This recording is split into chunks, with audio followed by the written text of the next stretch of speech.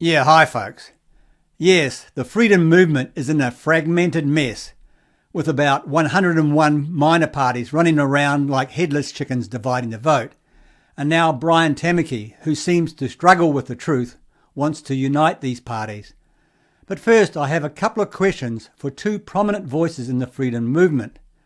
Didn't you see fire and fury coming? Did you honestly believe that the far-left propagandists would not weaponise your words against you?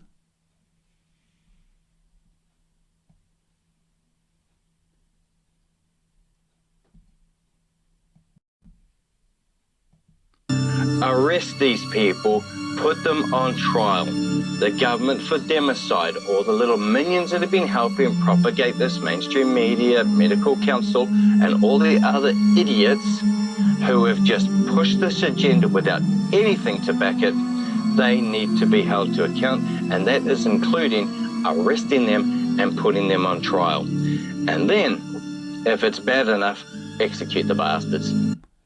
Execute the bastards. Calvin, you lost your argument right there, and you've enabled the far-left propagandists to use your words against you and the freedom movement. New Zealand politicians will fear for their lives, and rightfully so. No, Damien, violent, threatening language does nothing but make a Dern look good and encourages the following propaganda. Now folks, in this clip you'll notice they don't name the people, so you can assume they are stuff actors. We are well past that tipping point because of the numbers of people they're reaching and because of what they say, which you will hear unfiltered. Yes, construct the gallows. Get the nooses hung on the trees at Parliament. Let's do this. I'm not averse to a beheading liberty. I'm not scared of blood. I think that evil needs to have its blood spilt or burnt. Gotta love that sound of execution. It's gonna happen. Media in this country need fucking burning. They really seriously need burning. This is the language of people who say we're all victims and perpetrators of a deep state propaganda machine. But actually, could it be they are the true propagandists? Here we have a stuffed propagandist calling other stuffed propagandists propagandists. Heriora describes herself as a wannabe musician who has mostly worked in hospitality.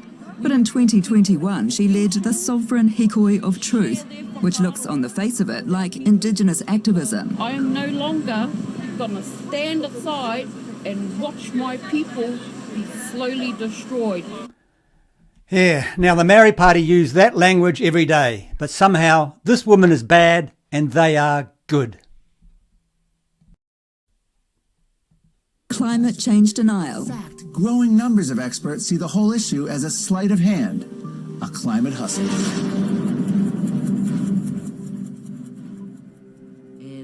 Heriora's relationship with Counterspin Media's Calvin Alp goes two ways. She amplifies his content to her thousands of followers. Contact, I'm connected to him, and I always will be. I will not ever give that relationship up for anyone.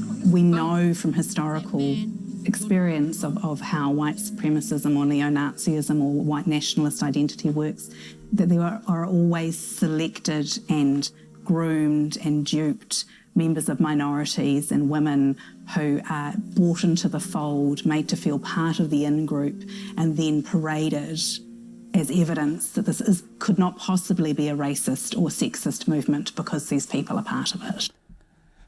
So when the left does it, it's called inclusivity, but when the right does it, it's called tokenism.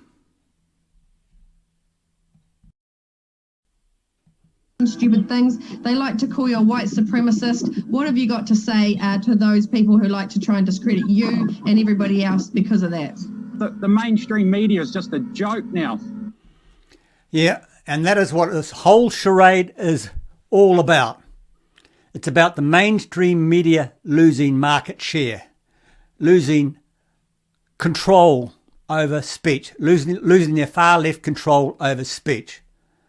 So more censorship will follow this, along with more arrests besides Calvin Alp and his partner. Anyway, now to Brian Tamaki. Then it was up to the Beehive's lawn to hold what they called the People's Court.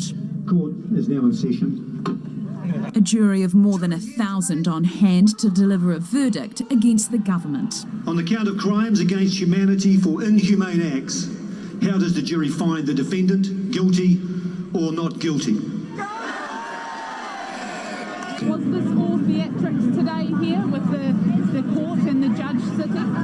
I reckon it was fun, but it was also serious. Other than a handful of Green MPs joining the counter-protest, no other politicians appeared to engage with today's short-lived action. You should be able to come out, somebody. And when asked about the guilty verdict... Are you guilty of crimes against humanity?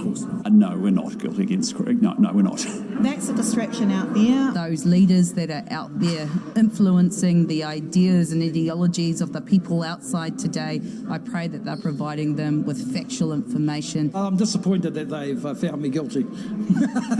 The fact that he laughed almost motivates me to vote for Tamaki. The day coming to a much calmer end than last time round, much to the city's relief. Well, Imogen joins us now. Imogen, does this new party have a chance? Well, the chances of it having a chance are very slim. This new political party is an amalgamation of three fringe parties. We've got Vision NZ, which is Hannah Tamaki's party, the Outdoors Party, which is anti-vax lawyer Sue Gray at the helm. Now, between the two of those, they only managed about 7,500 votes at the last election, but they've also chucked into the mix the New Nation Party too. Now, I spoke to disinformation researcher Byron Clark earlier. Disinformation researcher Byron Clark. Byron Clark, the biggest far-left troll ever. Anyway, now to the truth about those so-called three parties. It doesn't look like that deal is going to be done. So we are joined now by the Outdoors and Freedom Party President, Alan Simmons. Alan, welcome to the platform. Thank you for joining us. Yes, good morning, Sean. That was an interesting introduction. Well, look, it's just called out as I see it. I went down to that Destiny Church rally at Parliament the other day, and that's pretty much what it was. And I'll tell you what, Brian Tamaki was giving the impression, as I said, that you guys were all but dating, you know. They already reached first or second base. Was that a lie?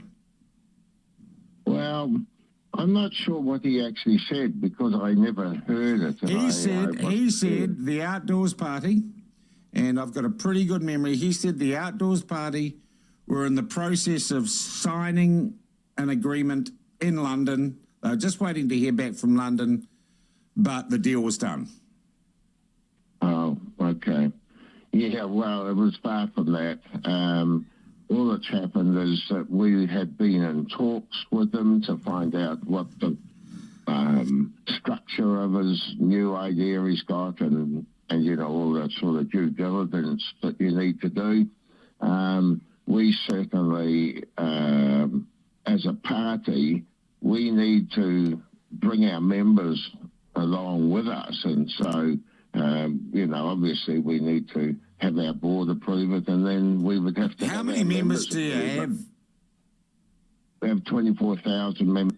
I don't believe that at all. Is that 24,000 signed up financial members? That 24,000 followers on Facebook?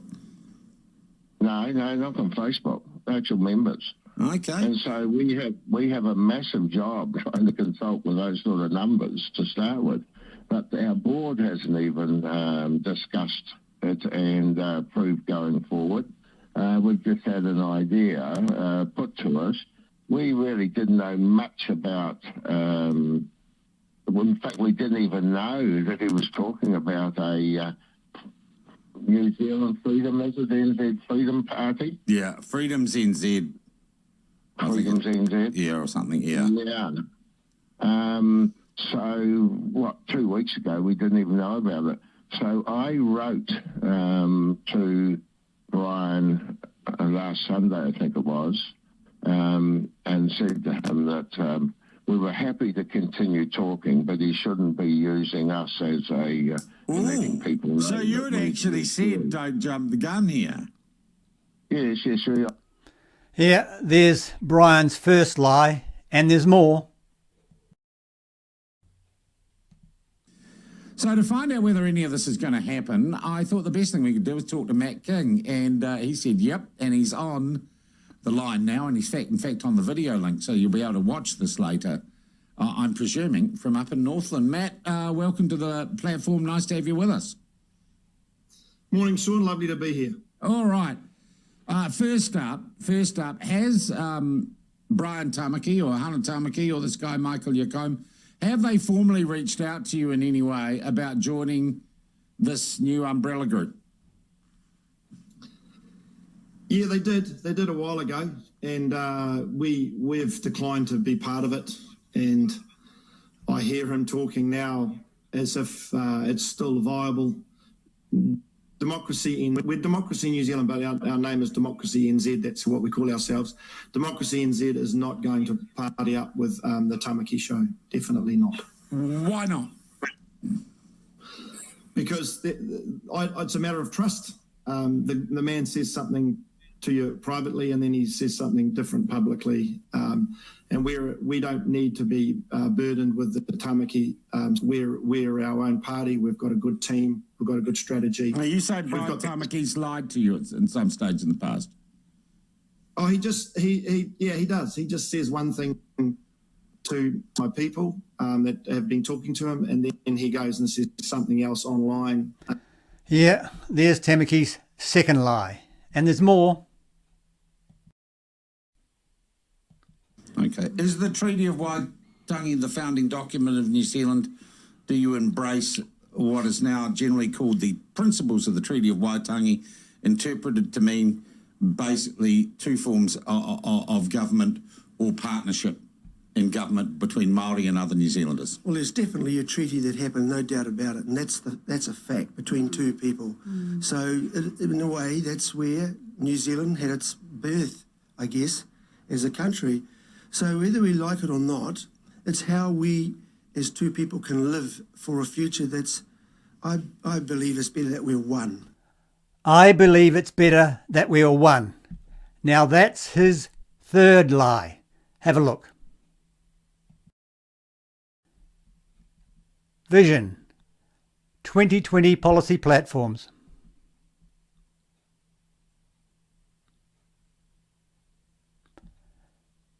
First People's Policy, Pacific People's Policy. But hey, I believe it's better that we're one.